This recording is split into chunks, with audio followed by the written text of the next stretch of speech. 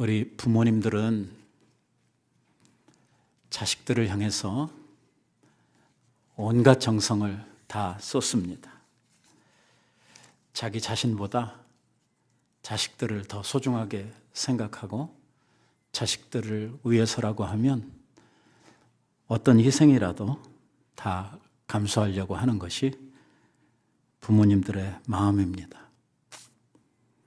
하지만 아이들이 이렇게 자라나면서 가만히 보면 아이들 중에 부모님의 마음에 기쁨을 주는 이러한 자식이 있는가 하면 어떤 자식은 부모님의 마음을 항상 근심과 걱정거리로 채우는 이러한 자식들이 있습니다.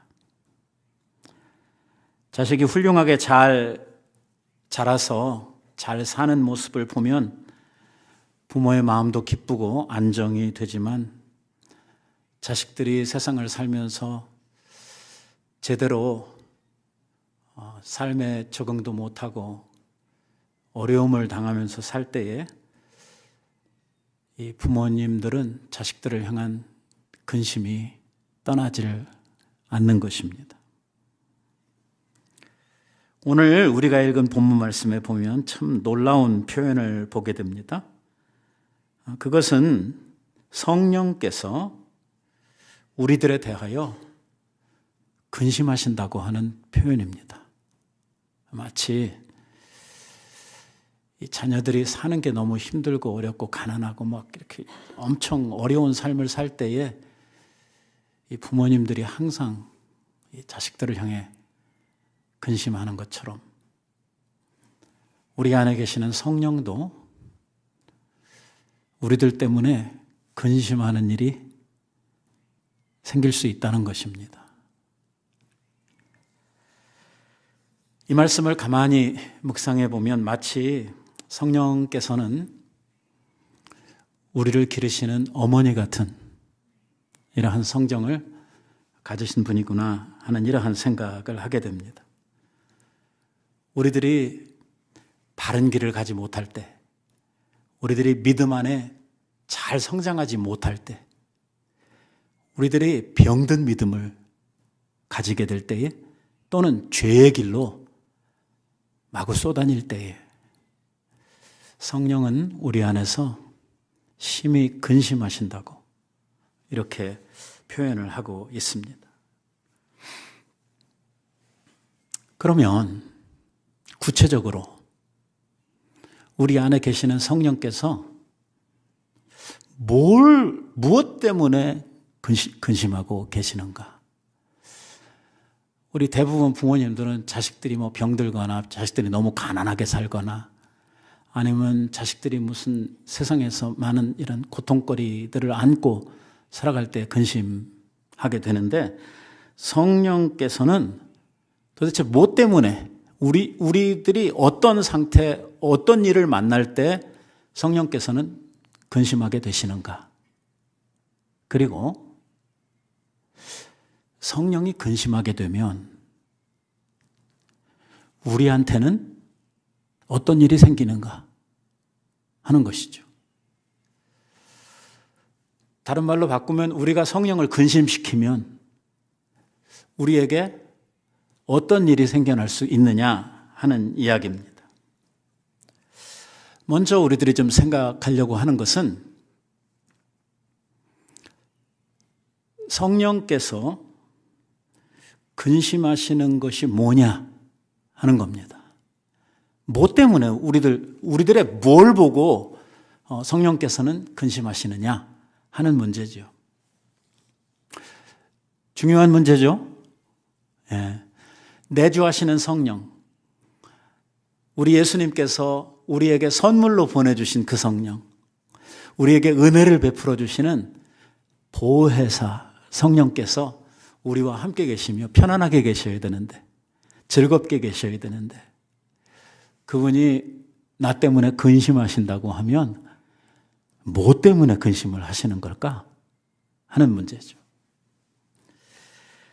우리가 이것을 알기 위해서 우리 성경에 나오는 이 구약의 이스라엘 백성들의 이 과거 역사를 좀 살펴볼 필요가 있습니다. 이스라엘 백성들이 출애굽을 하게 됩니다. 이스라엘의 출애굽 역사는 이건 진짜 상상도 할 수 없는 하나님의 엄청난 은혜 가운데서 되어진 일입니다. 자력으로 한 일이 아니잖아요. 이집트에서 그들이 노예 생활하다가 거기서 해방된 것이 자기네들의 어떤 노력이나 자기네들의 어떤 투쟁을 통해서 된 일이 아니지 않습니까? 하나님의 전적인 은혜로 그들이 바로의 손에서 노임을 받고 홍해를 건너 출애굽을 하게 되었죠. 그들이 홍해바다 건너서 이쪽 편에 다다랐을 때에 너무 기쁘고 좋아가지고 그 해변에서 이스라엘 백성들이 온통 떼를 지어가지고 막 찬송을 부르면서 춤을 추면서 난리법석을 떨었던 것을 우리는 성경에서 보게 됩니다. 미리암이 그때 모세의 누나죠. 미리암이 그 찬송을 함께 찬양 인도자처럼 주제를 하면서 온 이스라엘이 하나님 앞에서 뛰놀았다고 이렇게 이야기를 합니다. 너무 기쁘고 감사하고 정말 놀랄 만한 이러한 일이었습니다. 그리고는 이스라엘 백성들이 드디어 광야 생활이 시작이 된 것이죠. 이스라엘 백성 중에 그 누구도 그들이 시작한 광야 생활이 40년이 걸릴 거라고 생각한 사람은 아무도 없습니다. 아마도 많은 사람들은 짐작하기를 이 애굽으로부터 가나안까지 가는 거리가 빨리 가면 한 일주일, 아무리 천천히 가도 뭐 사람들이 많으니까 한 2주일이면 갈 거라고 생각을 했으니 이스라엘 백성들이 광야를 처음 걷기 시작을 했을 때에 그들의 기대는 금방 이제 가나안에 도달할 것이라고 하는 이러한 생각을 가지고 시작을 했을 것입니다. 그런데 하나님께서 이스라엘 백성들을 광야 가운데 인도하실 때에 이스라엘 백성들이 생각했던 경로로 그들을 이끄시지 아니하시고 하나님께서 이스라엘 백성들이 생각하기에는 너무나 엉뚱한 이러한 길로 이스라엘 백성들을 인도해 가십니다. 하나님이 어떻게 인도하셨습니까? 불기둥과 구름기둥을 두셔가지고 그들을 인도하셨습니다. 나 따라오라는 것입니다. 그래서 항상 앞에서 낮에는 구름기둥이, 밤에는 불기둥이 그들을 인도해 갑니다. 이 구름기둥과 불기둥이 가다가 서면 거기에서 휴식을 하는 것입니다. 그리고 가다가 완전히 정주를 하게 되고 모세를 통해서 여기서 우리가 한동안 있다가 간다고 이렇게 전달이 되면 거기에 텐트를 치고 그곳에서 상당 기간 동안 머물렀다가 이렇게 떠나가고 하는 이러한 일을 하게 된 것입니다. 불기둥과 구름기둥은 이스라엘 백성들과 함께 하신다고 하는 하나님의 임재의 표시였습니다.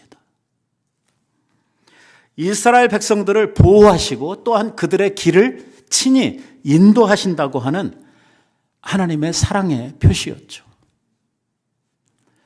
그런데 우리가 성경을 가만히 살펴보면 이렇게 하나님이 그들과 함께 하셨고 하나님의 분명한 인도하심 또 그들을 보호하심이 그들의 눈앞에 있었는데도 불구하고 이스라엘 백성들은 광야 생활을 하는 동안에 하나님을 기쁘시게 한 것이 아니라 하나님께 상당한 걱정과 근심거리들을 안겨드렸던 것을 우리는 보게 됩니다. 사실 논리적으로 생각하면 이해가 안 되는 일이죠. 광야에서 하나님을 의지하지 않으면 죽음밖에 더 있습니까? 한번 생각해 보세요. 먹을 게 있습니까? 마실 물이 있습니까? 하나님의 인도와 보호를 딱 제거하고 나면 어떻게 되는 겁니까? 바로 죽음이죠. 그런데 이런 상황에서 하나님으로부터 그 말할 수 없는 사랑과 은혜 속에 베풀어 주시는 공급해 주시는 하나님의 그 정말 자상하신 이 보살핌 속에서 살아가고 있는 이스라엘 백성들인데 하나님을 기쁘시게 해도 모자란 판에 아주 때때로, 아니 자주 하나님 앞에 근심거리들을 안겨드리고 하나님의 마음을 긁는, 하나님의 마음을 아프게 하는 이러한 일들을 이스라엘 백성들이 광야 생활하는 동안에 끊임없이 하고 있는 것입니다. 무엇보다도 이스라엘 백성들이 했던 일 가운데에 자주 일어났던 문제는 뭐냐면 그들을 인도하고 있는 하나님을 자꾸 의심하는 것입니다. 그래서 맨날 툭하면 하는 말이 애굽에 있을 때가 좋았다. 그 홍해바다 건너고 나서 펄펄 뛰며 좋아했던 그때의 기억은 다 잃어버렸는가 봐요. 얼마나 좋았는지, 얼마나 기뻤는지. 그때 해방되고 나서 얼마나 좋았으면 그 바닷가에서 막 펄펄 뛰면서 춤추며 노래하며 기뻐했던 그 다 어디로 갔는지 싹 잃어버리고 종살이 할 때가 좋았다. 그래도 그때는 우리들이 마음대로 뭘 먹었는데 먹긴 뭘 마음대로 먹어요. 밥 한 끼 얻어 먹으려면 등짝에 말이야 채찍을 수도 없이 맞아가면서 진짜 짐승만도 못한 이러한 삶을 살아왔는데 하나님의 인도하심, 하나님의 보호하심에 대해서 끊임없이 불평하고 원망했죠.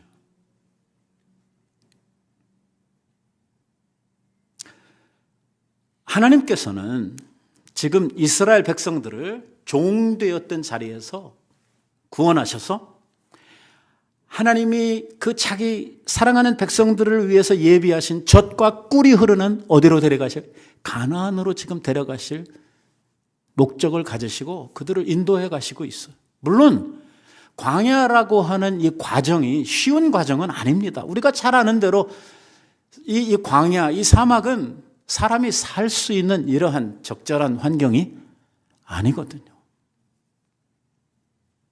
그러나 하나님께서는 이스라엘 백성들이 가나안에 들어가서 하나님의 친백성으로서 살아가기에 적합한 가나안에서 살아가야 되는 하나님 백성의 삶을 이 광야 기간 동안에 가르치고 싶으신 것입니다.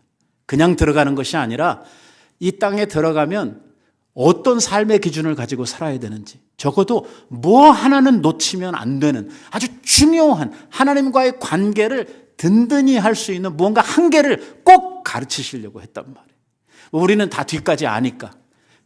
결론은 뭐냐면 이제 너희들이 살아가야 될 가나안에 들어가면 이제는 짓지도 않은 집에 살고 파지도 않은 샘물을 먹게 되고 너희들이 심지도 않은 나무의 열매를 거두며 젖과 꿀이 흐르는 땅에서 편안하게 잘 먹고 잘 살게 될 텐데 그때 행여 나를 모른다고, 하나님이 없다고 이런 소리 할까 봐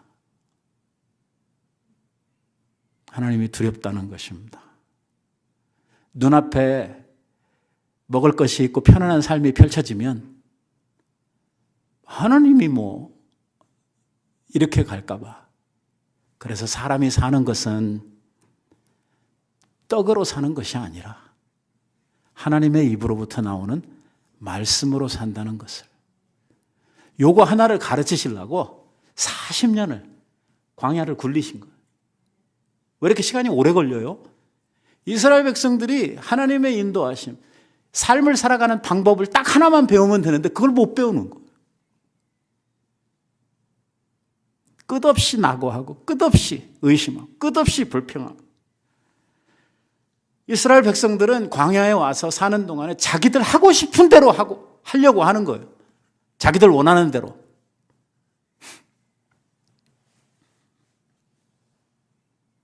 그래서 이 광야의 가장 대표적인 사건 하나가 터지는데 그게 무리바에서 있었던 사건입니다.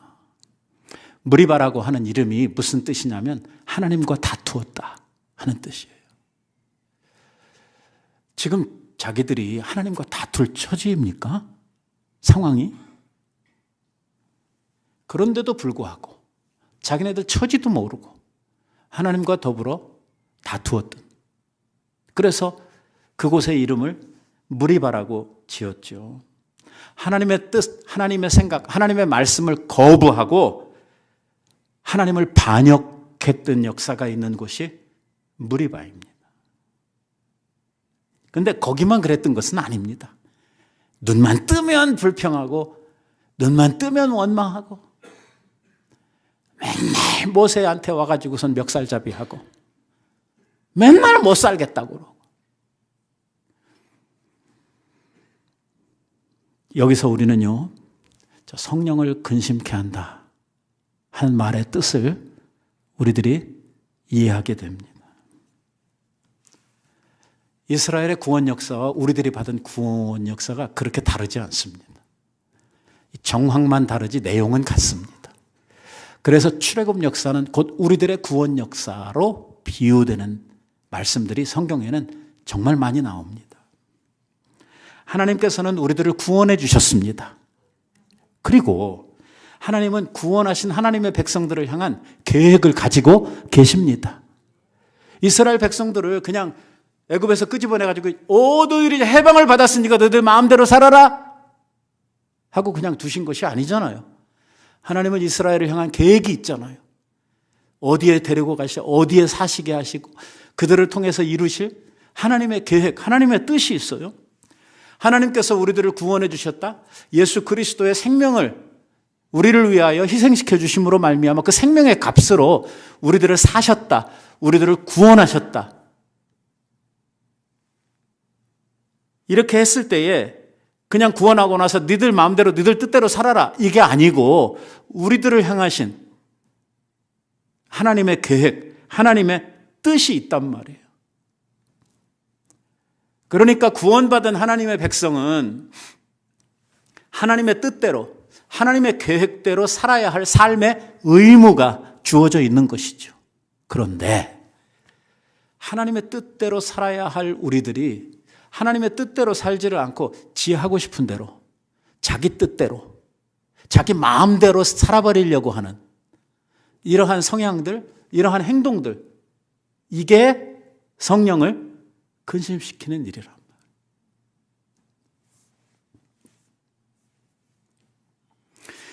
성령님이요, 우리 안에서 엄청 근심하고 계세요. 왜? 우리는 살면서 하루하루를 살면서 한 달을 살며 1년을 살며 하나님의 뜻이 무엇인지, 나를 향하신 하나님의 계획이 무엇인지 이러한 것들에 대해서 별로 관심이 없단 말이에요. 거의 대부분의 삶을 누구 생각대로 살아요? 내 생각대로 산단 말이에요. 내 계획, 내 생각 이대로 우리의 삶을 살아버린다. 그리고 아무 문제 없는 것처럼 생각을 해요. 심각한 문제가 있는 거거든. 왜? 우리 안에 계신 성령께서 우리를 값주고 사셨기 때문에, 하나님의 것이기 때문에. 그래서 하나님이 소유권을 주장하시는 데가 많잖아요, 성경에. 너희는 내 것이라고 이렇게 말씀하시는. 내가 핏값을 주고 샀다고. 너희의 생명은 내게 속했다고. 내 안에 살라고. 이렇게 말씀하시는 성경이 한두 군데 있는 게 아니잖아요. 그러니까 구속받은 하나님의 성도들은 하나님의 뜻이 뭔지, 나를 향하신 하나님의 계획은 무엇인지 이거를 항상 생각을 하고 하나님의 뜻대로 이 불기둥과 구름기둥이 우리를 인도해 가시고자 하는 그 목적대로 우리들이 따라가야 되는데 자꾸 딴 길로 가려고 그런다. 자꾸 자기 생각, 자기 뜻, 자기 계획대로 살려고 노력을 한다는 거죠. 그리고 자기 계획에서 안 맞으면 퉁퉁거리고 불평하고 원망하고.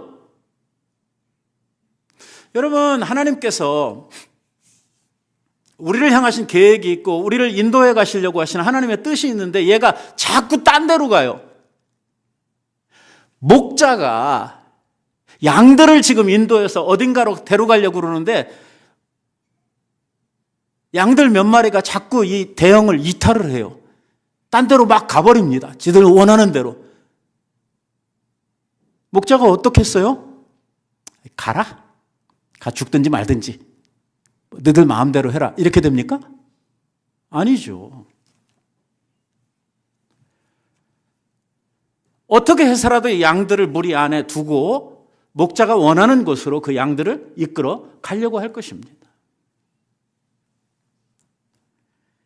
하나님이 성령을 우리 안에 두시고 우리 안에 함께 하시는 하나님, 예수 그리스도의 영, 진리의 영이신 성령이 우리 안에 오셔서 우리를 인도하시고 말씀 가운데서 하나님의 뜻을 우리에게 밝히심으로 말미암아 오늘 하나님의 계획이 우리의 삶 가운데 이루어지도록, 그래서 우리의 삶이 하나님께 기쁨과 영광이 되도록, 우리를 구원하신 하나님의 뜻이 성취되도록 하시기 위해서 우리들을 이렇게 인도해 가신단 말이에요. 하나님의 계획, 하나님의 범주, 하나님의 진리의 말씀 안에서, 그 테두리 안에서 살고 움직이도록 이렇게 하시는데 자꾸 여기를 떠난단 말이에요.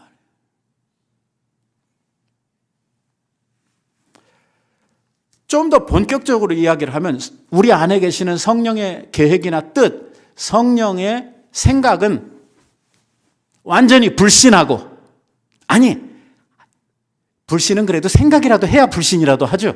아예 성령에 대한 생각이 우리 안에서 싹 다 지워져서 불신자하고 똑같은, 하나님 없는 사람들처럼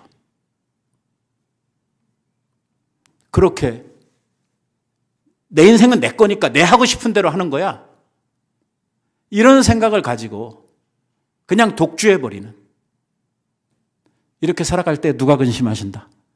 성령께서 근심하신다.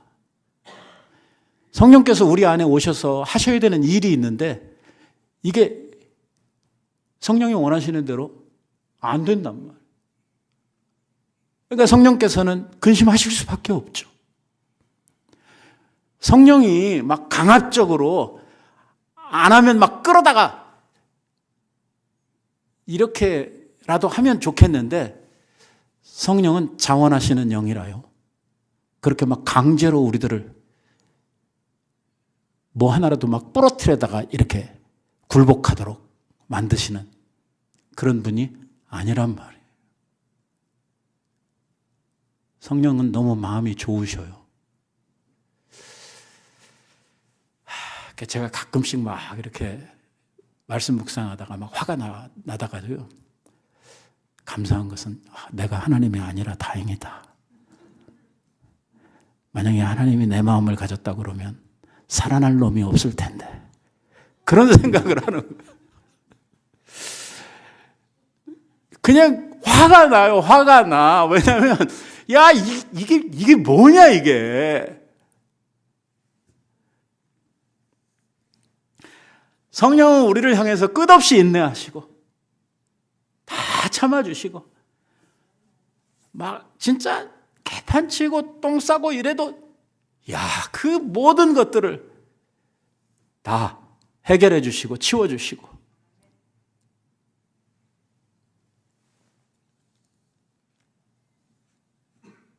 결국 하나님께서 우리들을 인도하시고자 하는 방향이 뭐 우리가 일 하나하나를 이렇게 찝어서 이야기하려고 그러는 게 아니라 요거는 해야 되고 요거는 하지 말아야 돼, 그게 아니고, 우리가 지난주에 얘기했던 대로 하나님께서 우리들을 인도하시려고 하는 방향은 거룩함과 의로움으로 우리들을 이끌어 가시려고 한단 말이에요. 목표가 뭐냐면 하나님의 거룩하심을 본받는 거예요. 우리가 다음 주일에 또 할 거지만, 내가 거룩하니 너희도 거룩하라는 거예요. 이게 하나님의 자녀된 표지예요. 표지. 사인판 같은 거라고요.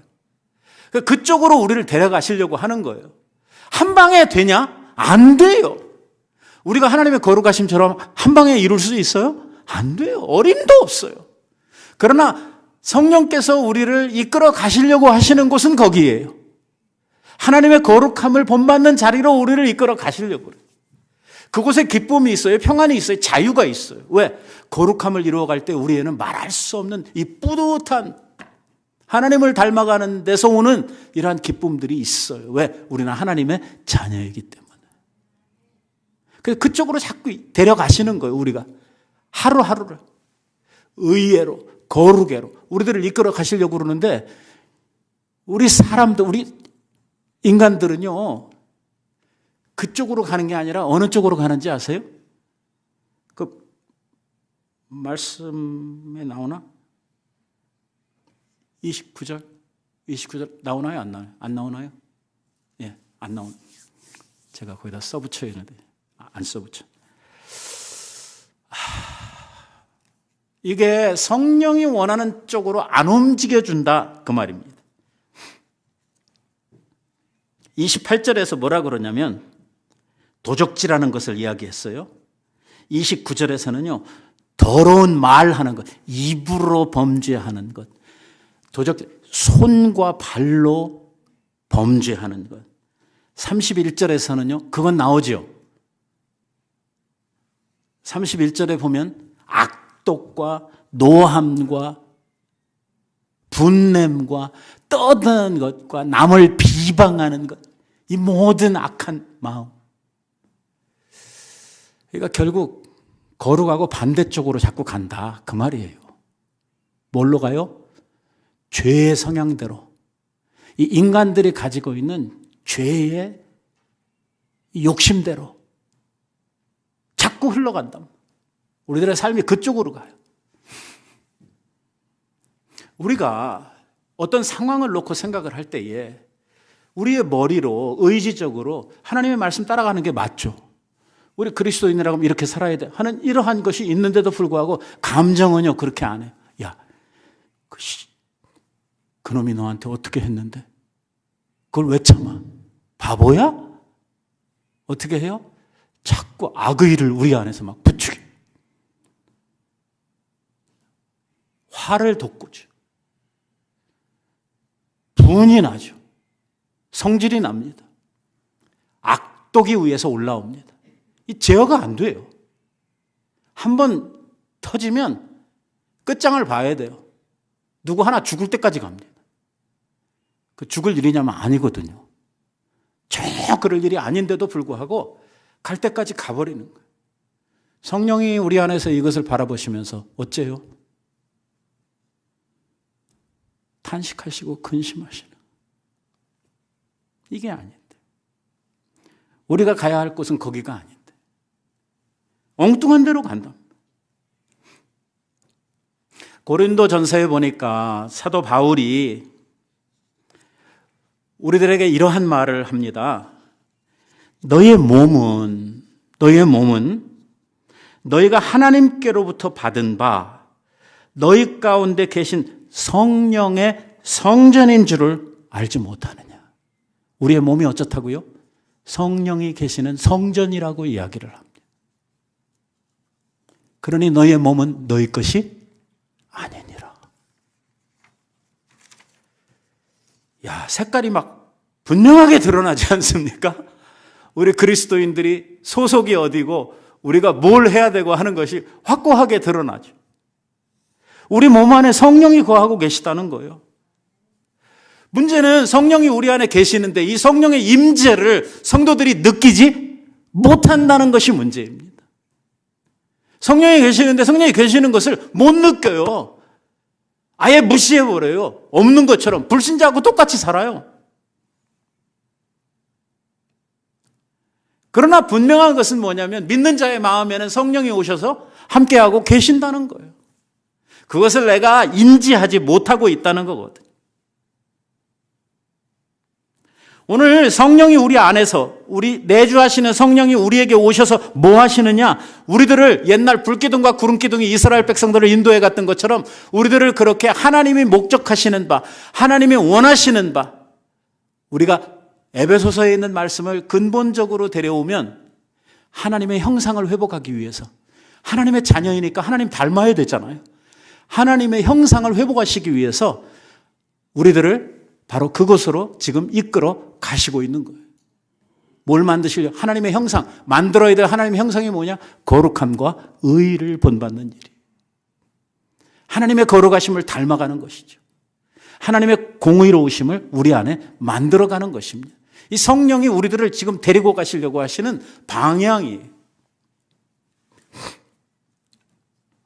우리로 하여금 하나님의 그 뜻을 알게 하십니다. 하나님이 얼만큼 죄를 싫어하시는지. 얼마나 싫어하시냐면 죄를 범하거든 눈 하나 빼버려라. 손 하나 잘라버려라. 그렇게 하고도 우리들이 거룩함을 유지하는 것이 이거 진짜 잘르라는 말은 아니고요. 그만큼 심각하게 우리들이 생각을 하고 죄를 경계하고 죄로부터 멀리 하려고 하는 생각들을 가져라. 왜? 우리는 가만히 있으면요. 죄성으로 항상 악한 쪽으로 우리의 마음이 흘러가거든. 이거예요. 부정적인 생각은요. 우리들이 가지려고 노력할 필요가 없어요. 왜? 가만히 있으면 부정적인 생각은 우리한테 그냥 들어오고 자리를 잡고 커져가요. 가만히 있으면. 뭐 해야 돼요? 우리들이 이 생각을 바꾸려고 노력을 하고 우리들 스스로가 나를 제어하지 않는 한 선한 쪽으로 우리들의 생각이 옮겨가지를 않아요. 왜? 사람은 죄로 말미암아 타락하고 죄의 오염 속에서 우리는 부패해 있거든요. 가만히 있으면 그쪽으로 흘러가는 거예요. 노력할 필요가 없어요. 가만히 있으면 나빠져요. 그러니까 끊임없이 노력해 가야 되는 거예요. 선함을 향해서. 부정적인 생각을 끊어버리고 긍정적인 생각을 갖기 위해서 노력하지 않는 한 가만히 있으면 나쁜 쪽으로 가는 거예요. 그리고 그쪽으로 가서 오래 있다 보면은요, 그게 나쁜 것인지도 몰라요. 당연한 것인 줄 알죠. 뭐라 그래요? 남들 다 하는데 왜 나만 바보야? 왜 나는 못해? 이런 소리 하는 거예요. 또 뭐라 그래요? 세상에 이런 거 한번 안 해본 사람 있으면 나와보라 그래.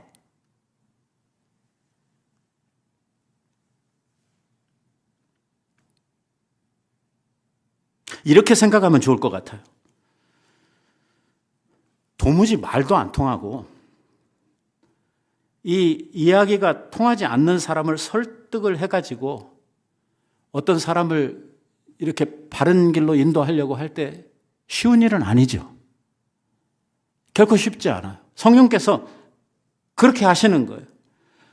그렇게 잘못된 고장난 이러한 우리들을 고치시고 깨닫게 하셔서 조금씩 하나님이 원하시는 길, 하나님이 이루시고자 하시는 그 거룩함, 하나님의 의를 쫓아갈 수 있는, 이게 나중에는 자발적으로 그곳으로 걸어갈 수 있는 이러한 존재들로 우리를 만들어 가시려고 성령이 우리 안에서 부단하게 끝없이 노력을 하고 계시다는 거예요. 이렇게 생각을 하면 좋을 것 같아요.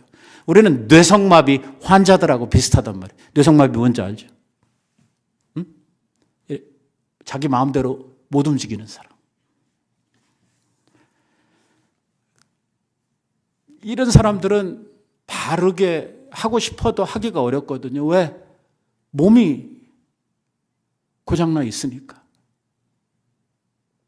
병들어 있으니까. 이런 우리들을 고치셔서 조금씩 우리의 행동을 고치셔서 바른 길로 갈 수 있도록 하나님이 원하시는 그 길을 쫓아갈 수 있도록 우리에게로 역사하시는 분, 인도하시는 분이 성령님이시다. 우리 안에서 성령께서 그런 일을 하고 계시는 거예요.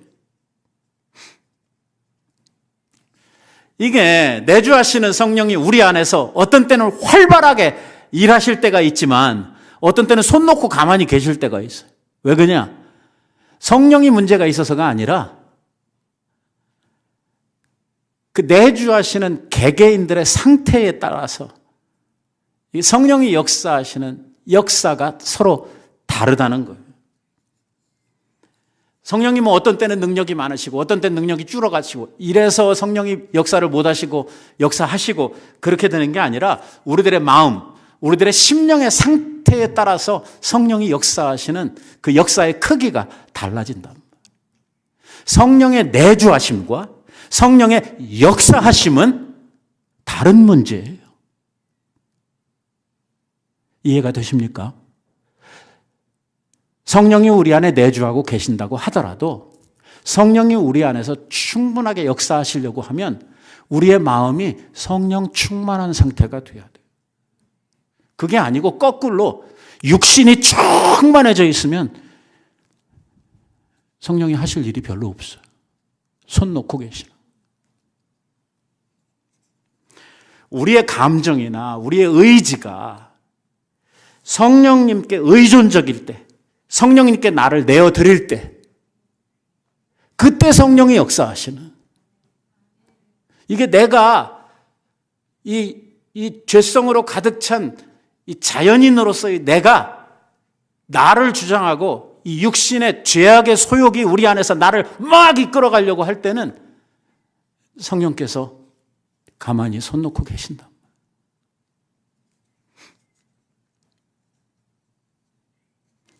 우리의 의지와 우리의 감정이 성령님께 내 자신을 내어드리고 성령님이 원하시는 쪽으로 가겠다고 순종하는 마음으로 성령님께 의탁할 때 성령이 역사를 하시는데, 거꾸로 성령을 거부하고 내 멋대로 하겠다, 내 뜻대로 하겠다.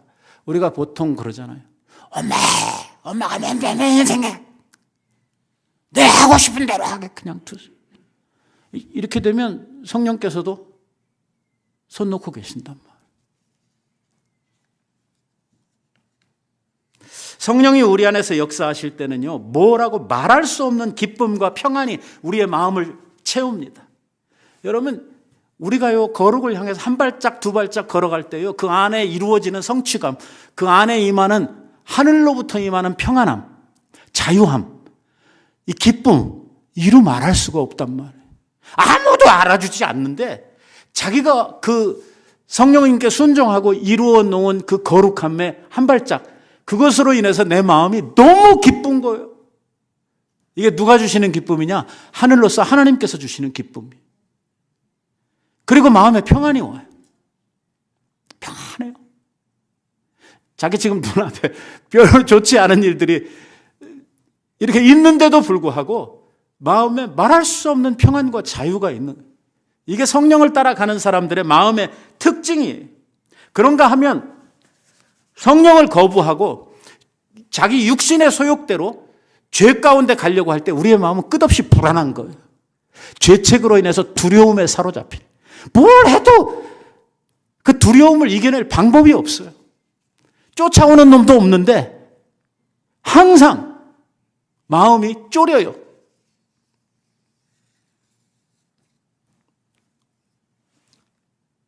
문제는 성령을 근심시키게 되면 그리스도인으로서 할 수 있는 일이 아무것도 없다는 거예요.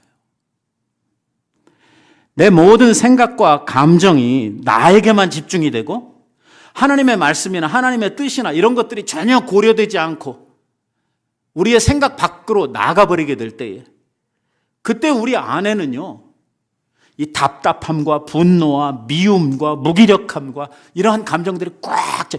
그래서 신자들 가운데 교회에 나와 앉아 있으면서도 막 답답하고 무기력하고 교회에 와 있는데도 불구하고 찬양을 불러도 기쁨이 없고 말씀을 들어도 깨달음이 없고. 왜 그래요? 왜 그렇습니까?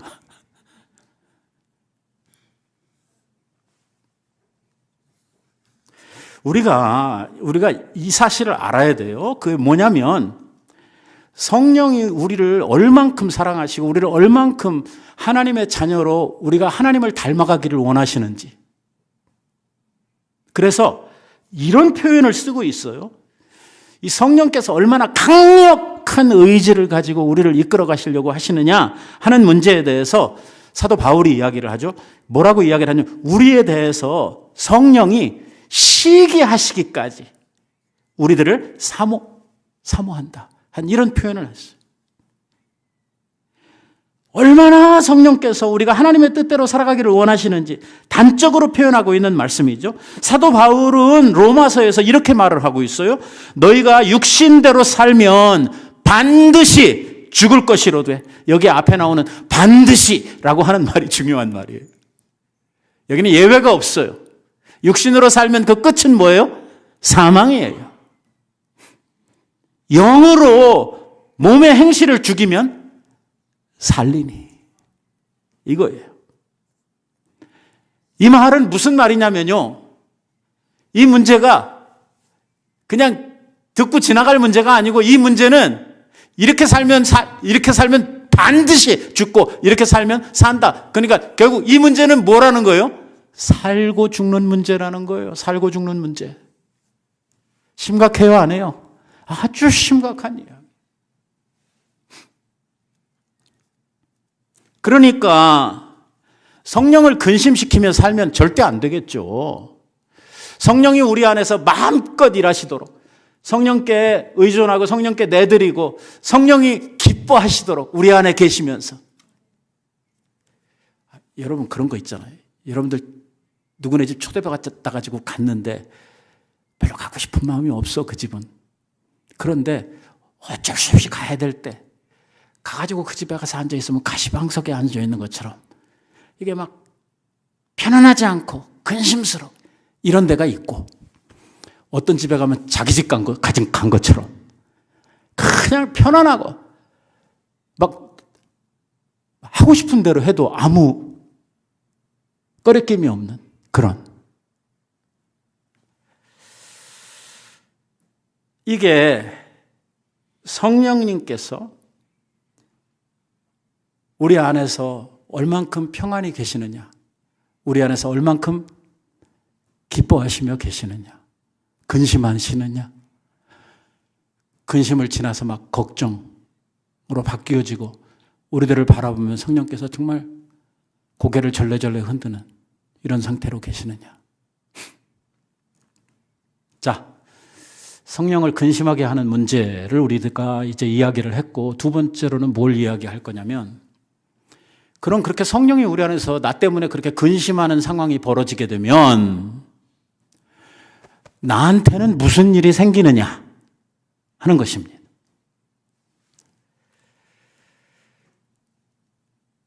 하나님을 대적하고 세상으로 나가려고 한다고 하면,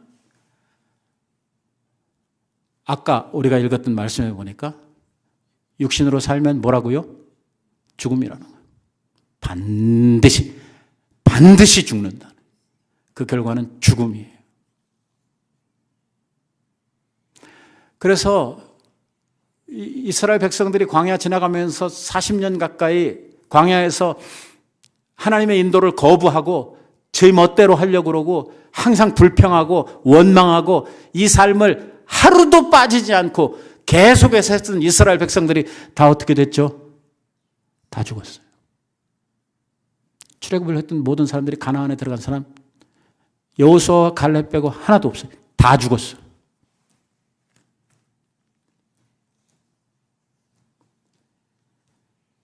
문제는 우리한테 오신 성령은요, 우리가 상태가 나쁘다고 해서 우리를 떠나시지 않는다는 것입니다. 근심하면서 마음 아파하면서도 우리 안에 계속 함께 하신다는 거예요.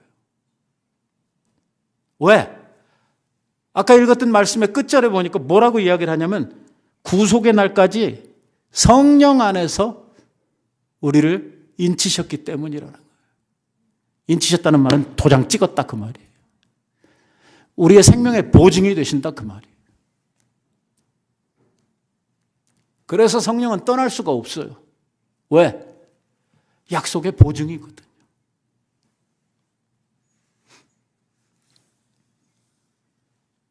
여기가 문제예요. 기분 나쁘면 그냥 떠나시면 되거든요. 말 안 들어? 그래? 그럼 빠이빠이 하고 가시면 되는데 가실 수가 없단 말이에요. 예수 그리스도의 피로 구속함을 받은 사람들은 내가 끝까지 영원히 함께 하겠다고 약속을 하셨거든요. 도장을 찍었거든요.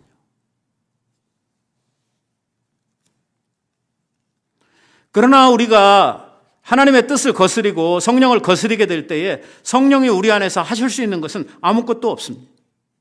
하나님께서는 이 성령을 통해서 우리에게 필요한 은혜를 베풀어 주시고, 오늘 우리에게 말할 수 없는 그리스도인으로서 해야 할 일들을 하게 하시는, 그래서 성령의 역사로 말미암아 우리들이 믿음의 일들을 하게 하시는 일을 하게 하시는데, 우리가 성령을 근심케 만들어버리면 이런 역사를 성령이 할 수가 없게 되는 거고, 우리는 하나님의 일들을 할 수가 없도록 되어지는 것이죠. 그러니까 가만히 있지는 않고 일들을 만들죠.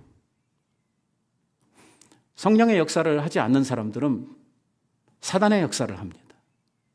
왜? 가만히나 있으면 좋겠는데 꼭 일을 만들거든요.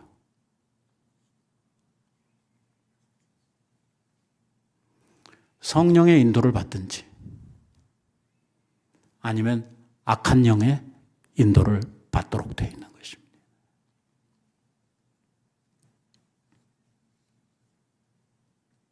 성령을 근심시킨다고 해서 우리의 구원이 취소되거나 성령이 떠나가시거나 이런 일은 하시지 않습니다. 하지만 하나님께서 성령을 통해서 우리에게 주시려고 하시는 말할 수 없는 은혜들, 그 영적인 축복들, 이게 싹 다 사라지는 거예요. 그런 게 사라지면 우리의 영혼이 어떻게 되겠어요? 불보듯 빤하지 않습니까? 그 영혼이 얼마나 메마르고 그 영혼이 얼마나 파리하고, 하나님의 생명을 가지고 났는데 그게 제대로 먹지도 못하고 이 성령으로부터 와야 되는 보살핌이나 그 주어지는 모든 이 은혜들을 받지 못하고 살게 되면 얘가 어떻게 되겠냐고요.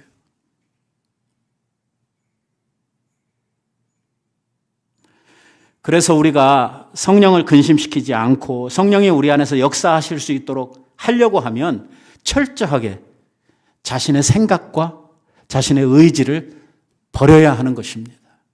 뭘 따라가야 되느냐? 성령을 따라 사는 거예요. 그래서 여러분들이 요즘에 공부하고 있는 구역 공부에 하나님의 영으로 사는 그 사람이 하나님의 아들이라고 이야기하고 있는 거예요. 영을 따라 사는 거예요. 그러려고 하면 자존심을 버려야 돼요. 쓸데없는 자존심. 이거 이 백해무익이에요. 자존심하고 자긍심하고 이거를 혼돈하면 안 돼요. 자존심은 죄예요. 프라이드거든요. 교만이에요. 자긍심은 셀프-에스팀이라고 그래서 자기 스스로에 대해서 자아를 자각하고 자아를 사랑하는 마음이에요. 이건 꼭 필요한 것이죠. 일단 우리 안에 쓸데없는 자존심을 버리는 거예요. 누가 나를 어떻게 했내느냐. 제발 이런 거 사람들은 그렇게 중요하지 않아요. 내 안에 계시는 성령이 기뻐하실까 근심하실까, 사실은 이게 중요한 거예요. 내가 이 일을 하면 하나님 기뻐하실까, 이게 중요한 것이죠.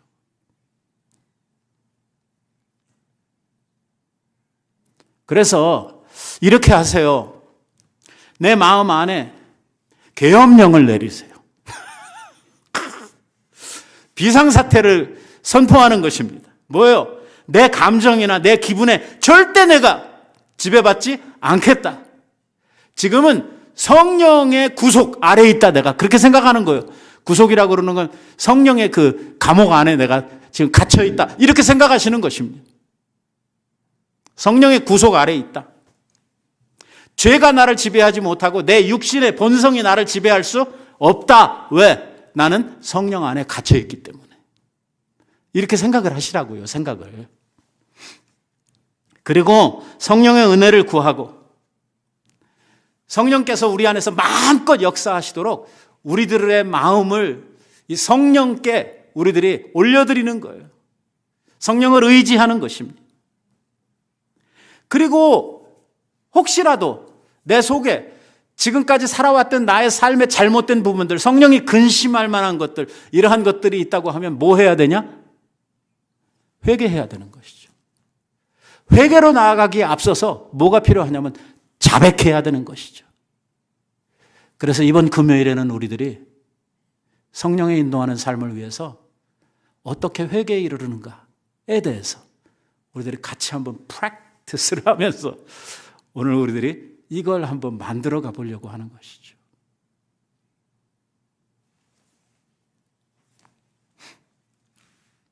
우리가 죄를 자백하고 나아가면 주님은 밉보시고 의로우사 우리 죄를 사하시며 우리에게 죄사함으로부터 오는 말할 수 없는 기쁨과 자존감을 회복해 주신다는 것입니다. 이 말은 설교하는 말로 바꾸면 성령께서 우리가 자백하고 회개하며 나아갈 때에 우리들을 받아주시고 하나님의 새 은혜로 우리들의 마음을 채워주신다, 그 말입니다.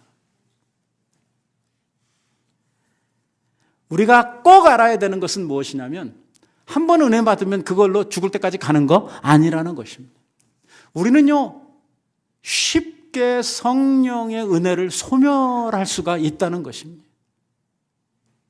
그래서 성경은 우리들에게 강하게 권하시기를 성령을 소멸치 말라고 우리들에게 말합니다.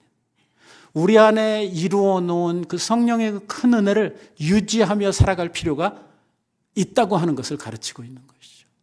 자칫 잘못하면 이 성령의 은혜를 상실하고 잃어버릴 수 있다고 우리들에게 이야기하고 있는 것입니다.